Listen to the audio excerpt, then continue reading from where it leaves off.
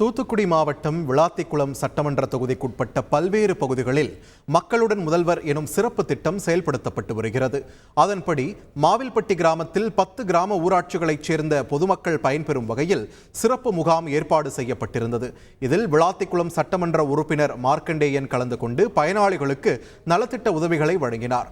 அப்போது முத்துச்சாமிபுரம் கிராமத்தைச் சேர்ந்த முன்னாள் அரசு ஊழியர் ஒருவர் குடிநீர் இணைப்புக்காக விண்ணப்பித்து 6 மாதங்களாக தன்னை அலைக்கழிப்பதாக சட்டமன்ற உறுப்பினரிடம் வாக்குவாதத்தில் ஈடுபட்டதால் நிகழ்ச்சியில் சிறிது நேரம் சலசலப்பு ஏற்பட்டது.